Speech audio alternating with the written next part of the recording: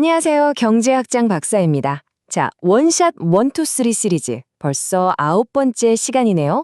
오늘은요, 진짜 시험에 맨날 나오는 거 있죠? 바로 AS 곡선의 비밀을 탈탈 털어보려고 합니다. 아니, 이 곡선은 왜 얼굴이 두 개일까요? 단기랑 장기가 왜 다른지 오늘 제가 확실하게 머리에 쏙쏙 박아드릴게요. 다들 아시죠? 저희 원샷 원투 시리즈는요, 책상에 각 잡고 앉아서 듣는 게 아니에요. 그냥 자기 전에 아니면 버스나 지하철에서 편안하게 들으면서 핵심 개념을 머릿속에 착 하고 붙이는 게 목표입니다.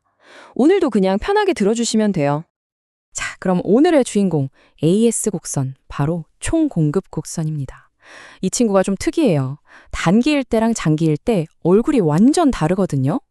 오늘 우리는 도대체 왜 단기 곡선만 비스듬하게 위를 향하고 있는지 그 비밀을 한번 풀어보겠습니다. 자, 화면에 그래프 한번 보실까요? YP 평면에 AS 곡선이 두 개가 그려져 있죠? 하나는 꼿꼿하게 서 있는 수직선, 이게 바로 장기 총공급 곡선 LAS고요. 다른 하나는 오른쪽 위로 쭉 뻗어나가는 우상향 곡선, 이게 바로 단기 총공급 곡선 SAS입니다. 장기 곡선이 왜 수직인지는 다들 아실 거예요. 그쵸? 오늘 우리가 파고들 진짜 질문은 바로 이거예요. 왜 단기 곡선만 저렇게 우상향하는 걸까? 네, 바로 이 질문입니다. 왜 단기 총공급 곡선은 우상향하는가? 이게 시험에 그렇게 잘 나와요. 오늘 제 설명만 딱 집중해서 따라오시면 이 질문은 이제 여러분의 점수를 올려주는 효자 문제가 될 겁니다. 진짜로요. 자, 이 질문에 대한 답을 찾으려면요. 놀랍게도 생산물 시장이 아니라 다른 곳을 봐야 합니다. 바로 노동시장이에요. 모든 생산의 시작은 결국 노동에서부터 출발하니까요. 자, 그럼 노동시장을 한번 들여다보면서 실마리를 찾아보죠. 자, 익숙한 그래프가 나왔습니다. 세로축은 명목임금 W, 가로축은 노동량 L을 나타내는 노동시장 그래프. 여기서 우리는 두 명의 주인공을 딱 만나야 돼요. 한 명은 노동자를 고용하는 기업, 그리고 다른 한 명은 자신의 노동력을 파는 노동자. 바로 이 둘입니다. 여기서 진짜 중요한 게 뭐냐면요. 노동자를 쓸까 말까 결정하는 기업이랑 일을 할까 말까 결정하는 노동자가 서로 다른 정보를 보고 있다는 거예요. 이게 핵심이에요. 기업은 지금 당장의 실제 물가, P를 보고 바로바로 고용을 조절하거든요. 근데 노동자들은 어때요? 임금 계약할 때 생각했던 예상 물가, 바로 P를 기준으로 움직인단 말이죠. 바로 이 둘의 엇박자, 여기서부터 모든 이야기가 시작되는 겁니다. 네, 벌써 눈치챈 분들 계시죠? 맞습니다. 단기 총 공급 곡선의 비밀을 푸는 마스터키는 바로 실제 물가 P와 예상 물가 P2 사이의 이 불일치, 다시 말해 착각에 있어요. 지금부터 세 가지 시나리오를 통해서 이 착각이 대체 어떤 결과를 만들어내는지 한번 따라가 볼게요. 자, 첫 번째 상황입니다. 노동자들은 물가가 이 정도 오르겠지? 하고 예상, 즉 P를 생각하고 임금 계약을 딱 맺었어요. 그런데 웬걸 실제 물가 P가 생각했던 것보다 훨씬 더 많이 올라버린 거예요. 자, 이 그래프를 한번 보세요. 우리 기업 입장에서 한번 생각해 볼까요? 물가, 즉 P가 예상보다 높으니까 내가 파는 물건 값을 더 비싸게 받을 수 있잖아요. 그쵸? 그럼 노동자 한 명 더 고용해서 물건 만들어 파는 게 훨씬 이득이 되는 거죠. 이걸 경제학에서는 좀 멋있게 노동의 한계 생산 가치, MPL 곱하기 P가 상승했다. 이렇게 표현해요.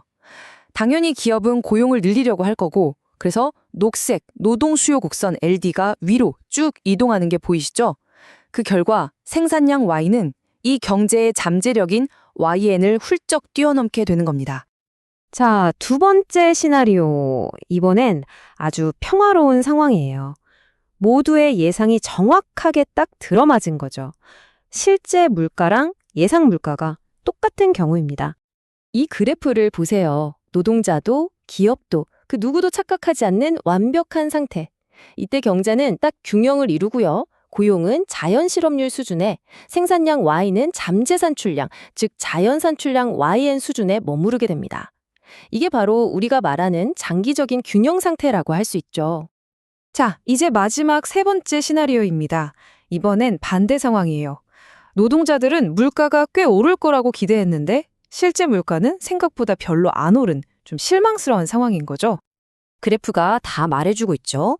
기업들 입장에서는 물가 P가 기대보다 낮으니까 물건값을 제대로 못 받아요. 이러면 노동자 한 명 더 쓰는 게 괜히 부담스럽죠. 즉, 노동의 한계 생산 가치가 하락한 겁니다. 결국 어떻게 하겠어요? 고용을 줄이게 되고 LD 곡선이 아래로 이동하면서 생산량 Y는 이 경제의 잠재력인 YN에 미치지 못하게 되는 거죠. 좋습니다. 지금까지 노동시장에서 벌어지는 세 가지 시나리오를 다 살펴봤어요. 이제 이 점들을 하나하나 연결해서 드디어 오늘의 주인공 단기총 공급 곡선 SAS를 탄생시킬 시간입니다. 이 슬라이드 하나가 오늘 내용의 전부라고 할 수 있어요. 왼쪽 노동시장의 결과를 오른쪽 YP 평면으로 그대로 옮겨오는 거예요. 자, P가 P보다 높았던 첫 번째 상황 기억나시죠? 그때 생산량 Y는 YN보다 컸습니다. 그럼 오른쪽 그래프에서 높은 물가 수준 P랑 높은 생산량 Y가 만나는 점을 딱 찍어보세요. 반대로 P가 P보다 낮았던 세 번째 상황에선 Y가 YN보다 작았죠? 그럼 낮은 P랑 낮은 Y가 만나는 점을 찍습니다. 그리고 P랑 P가 똑같았던 기준점까지 이 세 개의 점을 쭉 연결하면 짜잔! 바로 이렇게 오른쪽 위로 올라가는 단기 총공급 곡선 SAS가 그려지는 겁니다. 우리가 방금 그림으로 확인한 이 관계를요, 아주 우아하고 간단한 수식 하나로 표현할 수 있습니다. 바로 노벨상 수상자인 로버트 루카스의 이름을 딴 루카스 공급 곡선이에요. 화면에 보이는 이 식, 정말 중요하니까 꼭 눈에 익혀두세요. 자, 이 수식 한번 뜯어볼까요? 별거 아니에요. Y는 실제 생산량, YN은 이 경제가 원래 낼 수 있는 최대치, 잠재력 같은 거죠. 제일 중요한 건 바로 저 괄호 안 P-P2 부분이에요. 이게 뭐예요? 예상치 못한 물가 변동이잖아요. 그러니까 이 식이 말하고자 하는 건 딱 하나예요. 경제가 왜 단기적으로 자기 능력보다 더 생산하거나 혹은 덜 생산하냐? 그 이유는 딱 하나. 노동자들이 착각했기 때문이라는 거죠. 바로 이겁니다. 이 간단한 식이 우리가 그렇게 궁금해했던 우상향하는 단기 공급 곡선의 정체였던 거예요. 자, 오늘 정말 중요한 내용 같이 공부해봤습니다. 머릿속이 좀 복잡할 수 있으니까요. 가장 중요한 핵심만 딱 정리하고 마무리할게요.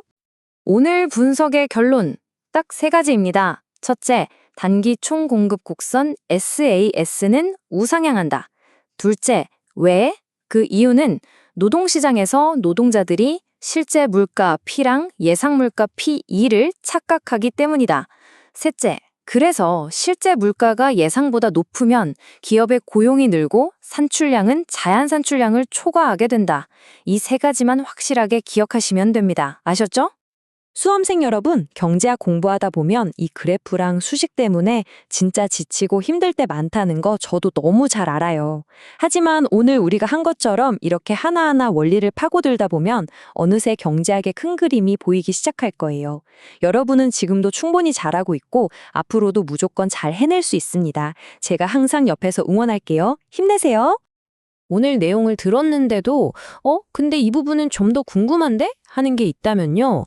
절대 혼자 끙끙 앓지 마세요. 언제든지 저희 네이버 카페 짱박사 경제학 스터디로 오셔서 질문을 남겨주세요. 저희 카페에는요, 이미 수많은 선배들의 질문이랑 답변 데이터가 꽉꽉 쌓여 있고요. 또 우리 능력 있고 친절하신 조교님들이랑 저 짱박사가 직접 여러분의 질문을 기다리고 있습니다. 혼자 공부하면 외롭잖아요. 같이 공부하는 동료들이랑 으쌰으쌰 하면서 힘도 얻어가시고요. 자, 그럼 마지막으로 생각할 거리 하나 딱 던져드릴게요.